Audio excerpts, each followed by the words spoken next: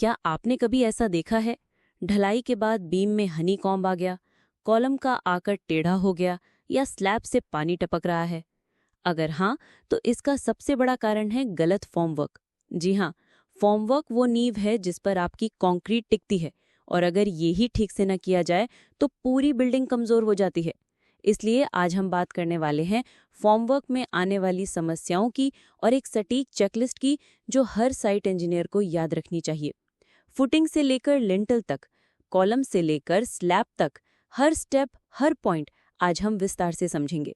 Video को अंत तक जरूर देखें, क्योंकि ये सिर्फ एक वीडियो नहीं है, ये आपकी साइट की सफलता की गारंटी है।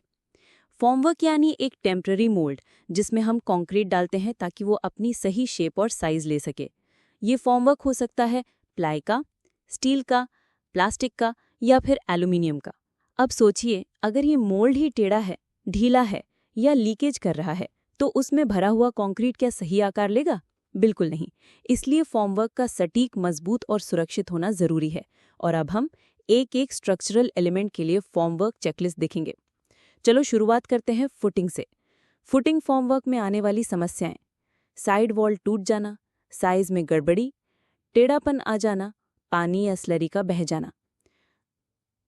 Checklist: level check, excavation level बराबर है या नहीं। Centre line and dimensions check, footing का आकार अप्रूव ड्राइंग के अनुसार है या नहीं। शटरिंग स्ट्रांग है या नहीं। प्लेट को टाई वायर और स्टिफनेस से फिक्स किया गया है या नहीं। लीकेज कंट्रोल, जॉइंट्स पर टेप या स्लरी स्टॉप लगाया गया है या नहीं। स्पेसर ब्लॉक यूज हुआ या नहीं।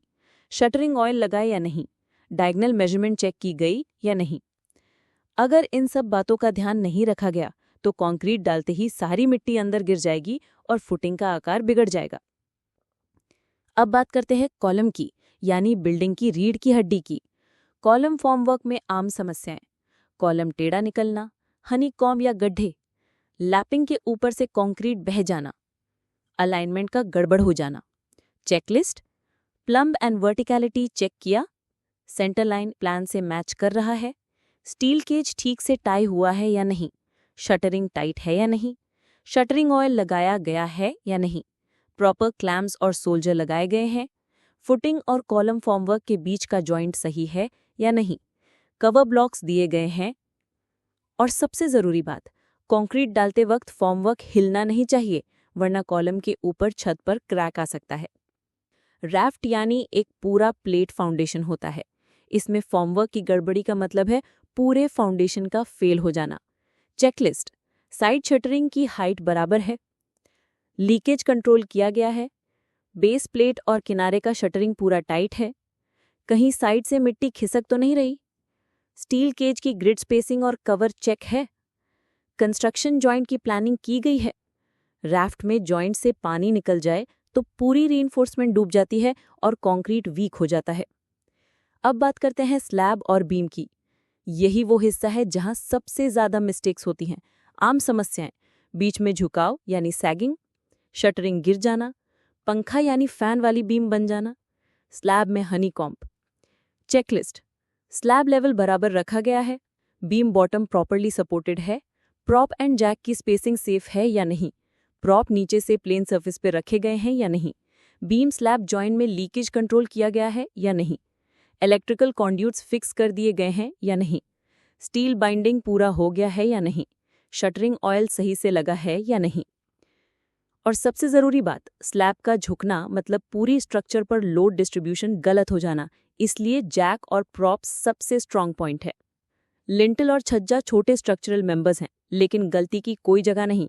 चेकलिस्ट: प्रॉपर सपोर्ट सिस्टम जैसे बल्ली या प्रॉप लगाया गया है, स्लैब से प्रॉपर एंकरिंग है या नहीं, शटरिंग ढीला तो नहीं, स्टील स्पेसिंग और कवर ब्लॉक सही है, लीकेज कंट्रोल किया गया है या नहीं। लिंटल में क्रैक आने का सबसे बड़ा कारण यही होता है कि फॉर्मवर्क ढीला था और उसमें स्टील हम्प हो गया। अब बात करते हैं उस जनरल चेकलिस्ट की जो हर एलिमेंट में कॉमन है। Checklist universal points: shuttering oil हर बार नया लगाओ, शार्प एजेस और लीकेज पॉइंट्स को टेप से सील करो, अलाइनमेंट और लेवल हर बार चेक करो, फॉर्मवर्क खोलने का टाइम सही से मेंटेन करो, इंस्पेक्शन चेकलिस्ट हर धलाई से पहले भरवाओ। साइट इंजीनियर के लिए मेरी तरफ से कुछ बोनस बातें। हर फॉर्मवर्क पर डेट और साइज मार्क करें। हर ढलाई से पहले 3 बार इंस्पेक्शन करें। शटरिंग कॉन्ट्रैक्टर से रिटन चेकलिस्ट साइन कराएं। हर कास्टिंग से पहले क्यूब और स्लम टेस्ट जरूर करें। और सबसे ज़रूरी, कभी भी जल्दबाजी में शटरिंग रिमूव मत करें। तो दोस्तों, आपने देखा, एक छोटा सा फॉर्मवर्क अगर सही ना किया जाए तो लाखों का नुकसान हो सकता है। चाहे फुटिंग हो या कॉलम, स्लैब हो या लिंटल, फॉर्मवर्क ही वो आधार है जिस पर पूरा स्ट्रक्चर खड़ा होता है। इसलिए अगली बार जब भी साइट पर जाएं, ये चेकलिस्ट अपने साथ रखें। वीडियो पसंद आया हो तो लाइक ज़रूर कीजिए। अगर कोई और फॉर्मवर्क से जुड़ा सवाल है तो नीचे कमेंट करके पूछिए।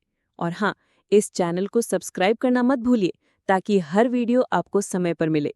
मिलते हैं अगले एपिसोड में। तब तक के लिए जय भारत।